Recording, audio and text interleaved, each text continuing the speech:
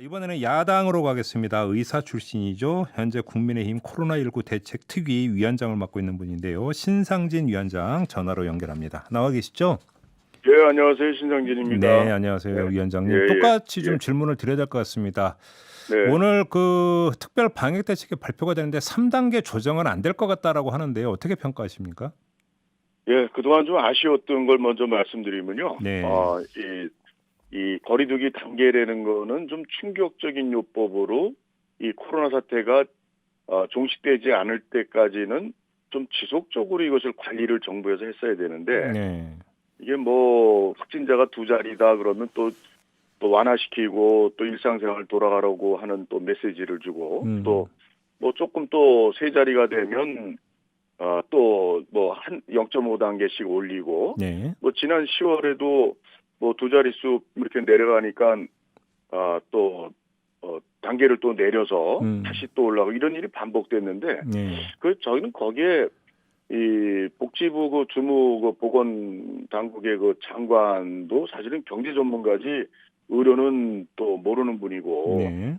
또 정세균 또 중대본 총괄하는 정세균 총리께서도 역시 마찬가지고, 그래서 이 감염병 전문가나 예방역 전문가들이 수없이 이 단계를 올리고 내리는 거에도 조심하라고 누차 얘기를 한 것으로 알고 있는데, 네. 이제 그런 전문가 얘기들이 잘 이렇게 수용이 안 된 것 같아요. 그래서 아쉽고요. 근데 3단계로 올리는 문제는 저는 정부로서도 어려움은 있겠지만, 네.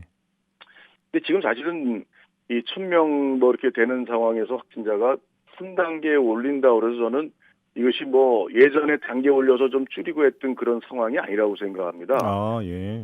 오히려 저는 3단계에 준하는 핀셋, 그러니까 맞춤형 거리두기를 좀 해야 되는데, 어. 이것도 역시 정부에서 11개월 동안 그동안 코로나가 이게 정말 진행되어 오면서 이런 좀 디테일한 매뉴얼이나 준비들이 상당히 부족했다. 그럼 위원장님 잠깐만요. 예, 그러면 예. 지금 3단계까지는 안 가더라도 3단계 마이너스 알파로 2.5단계 기준에서 몇몇 핀셋 그러니까 추가 어떤 그 지정만 하면 된다 이런 의견이신가요? 정리를 하면?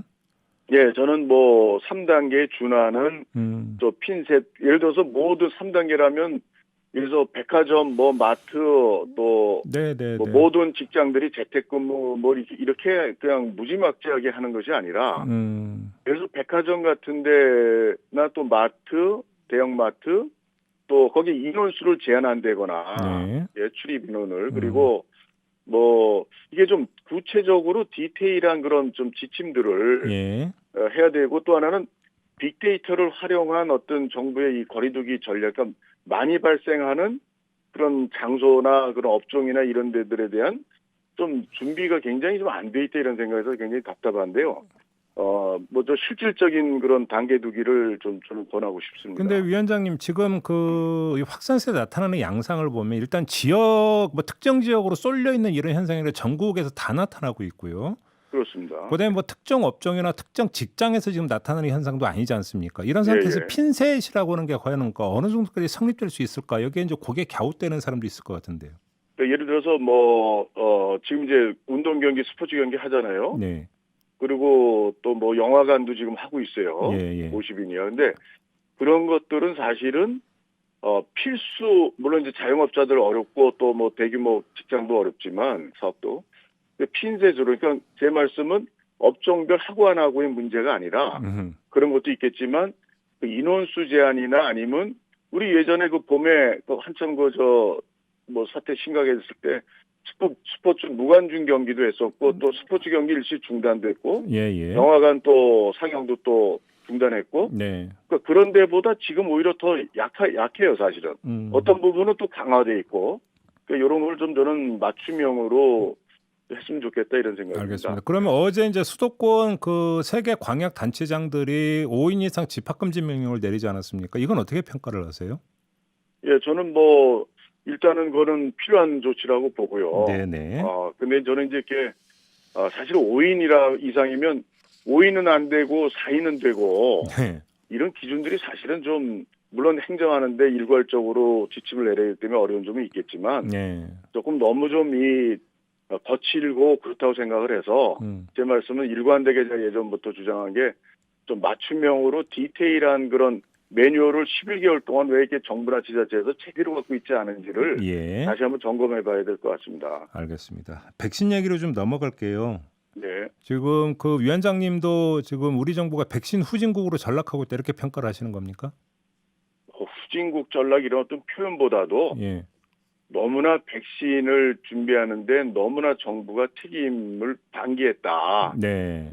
왜냐하면은 우리 총리께서 뭐 20날도 말씀하셨지만 뭐 그 두 자릿수 이렇게 별로 확진자가 늘질 않아서 좀 안심하고 있었다. 네. 백신의 의존도를 좀 잘 의존을 안 했다 그러는데 이거는 1월에 우한에서 저 코로나 터지고서부터 전문가들이 수없이 얘기한 것이 예. 백신이 결국은 이것을 종식시킬 유일한 수단이다. 네네. 예, 치료제는 이미 이제 걸려서 중환 환자가 된 경우에 필요하잖아요. 네. 근데 네. 그 자꾸 치료제를 대체하거나 이게 정부의 뭐 성과를 자꾸 따질 문제가 아니고 백신 그 자체가 코로나 종결의 유일한 수단이다. 네.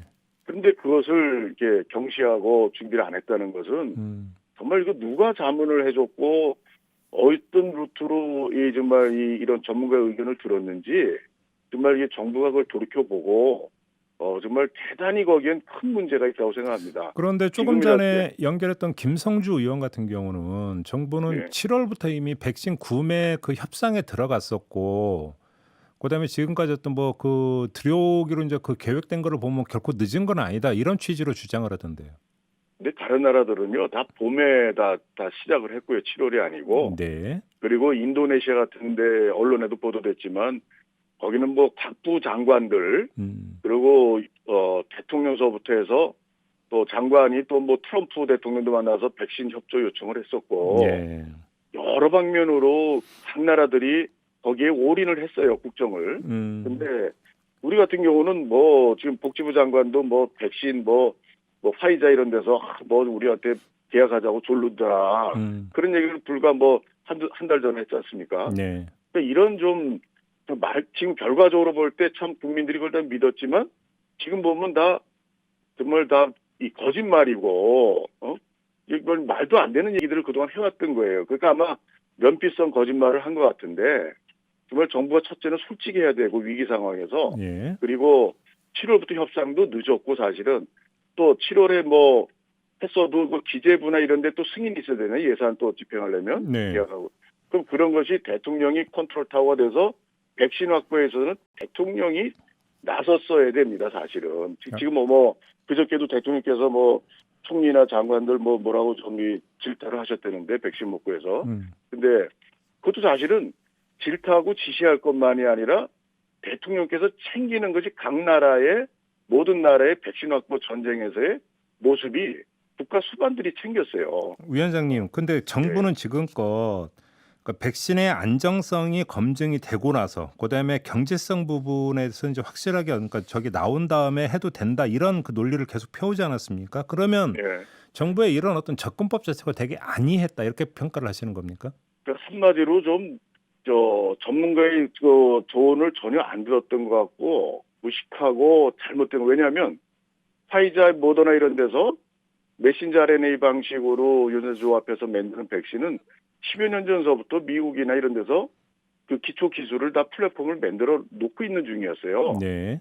1년 만에 어느 날 갑자기 뚝딱 산 게 아니고 그리고 우리나라에 그런 걸 아는 전문가들이 많이 있습니다. 네. 근데 그렇게 해서 만들어 오던 이제 백신을 일거에 이제 집중해서 하려면 그 임상 3상이라는 개념은 임상 3상은 수만 명을 인종별 뭐 지역별 나이별 다 해가지고 수만 명을 이제 대규모 조사를 시험을 해서 안전성과 효과성을 다 보고 그것이 끝나는 겁니다, 이게. 예. 근데 그게 다 끝나서 나오는 판에 계속 안전성을 딴 나라에서 그 미국이나 영국이나 선진국들이 뭐 우리만 못한 바보 나라들입니까? 안전성 없어도 막 놉니까? 그러면 좀 그래서 해당 공무원의 면책 그 조항이라든지 예산 배정 이런 데서 국회도 좀 미리 나섰어야 되는데 뭐 국회한 게 뭐이냐 이런 지적은 어떻게 받아들이세요? 예, 그건 메르스 때 이제 그런 게 있었는데, 네. 근데 사실은 이것도 정부에서 네. 이런 과정들을 다 좀 살펴서 국회 정부 입법을 하던 뭐 정부에서 특별 조치를 만들던 대통령께서 그거 다 내가 책임질 테니까 하시라고 하는 그런 통치 어떤 그 지시를 내리시던 통치권에 뭔가 할 일이 있었어야 되는데 거기다 손 놓고 있다 이제 와서 붙겠다는 거는 저 현재 알겠습니다. 국회의원도 아니지만 예. 좀 너무 책임 전가하는 그런 태도가 아닌가 싶습니다. 1차 책임은 대통령한테 있지 국회에 있는 게 아니다 이런 말씀이십니까? 컨트롤 타워가 이게 없었다고 봐요. 제대로. 알겠습니다. 대통령께서 제대로 했어요. 마지막으로 이 점 여쭙고 마무리할게요. 지금 의대생들 국가고시 재응시 기회를 주는 문제 있지 않습니까? 어떻게 예, 풀어야 예. 된다고 생각을 하세요? 네, 이것도 좀 저는 이제 이게 정부와의 갈등 문제 때문에 생긴 거잖아요. 근데 예. 정부와의 갈등 때문에 근데 이 문제를 사실 지금 이제 의료 인력이 부족해서 군인들 동원하고 해서 뭐 선별진료소 등등 하고 있는데 네. 이거 빨리 실기시험 보게 실기시험도 시간이 걸립니다 이게. 예. 하여튼 최대한 빨리 서둘러서 결정 내려서 예. 이 부족한 의료 인력에 바로 투입해서 이 위기를 극복하는 방안이 최고다. 재응시 기회를 줘야 된다 이런 예, 말씀이신가요? 이거가 의료 인력 없어서 군인까지 동원하고 지금 뭐 치료병상 만들면 뭐합니까? 의료 인력 의사가 없으면 소용이 없는데. 예. 그래요. 근데 이게 좀 뭐 형평성 문제가 계속 국민들 사이에서는 계속 제기되는데 이건 어떻게 받아들이세요? 그러니까 이 코로나 위기만큼 우리 국가 경제와 국민의 고통이 큰 게 어디 있습니까? 장시간 그죠? 예, 예. 그럼 이거를 최우선 국정 과제를 두고서 예. 그 이외에 뭐 여러 가지 수반되는 예산 문제라든가 한국판 뉴딜 이런 거 지금 돈 쓸 때가 아니라고 저는 봐요. 그리고 SOC 뭐 가덕도 신공항 이러지 말고 예. 예산도 다시 재조정해서 코로나 백신 구하는데 정말 한 표 사듯이 네네. 다른 나라에 더 충분하게 확보한 나라들에 대해서 좀 로비해가지고 알겠습니다. 다 돈 끌어내고 그래야지. 이거 아주 형평성 이런 거 뭐 따져서 음. 정말 급한 불 안 끄는 그런 거는 정부의 큰 알겠습니다. 실책이 될 수 있다고 봅니다. 네, 여기서 마무리하죠. 고맙습니다. 고맙습니다, 네, 수고하세요. 위원장님. 감사합니다. 네. 국민의힘의 신상진 코로나19 대책특위 위원장이었습니다.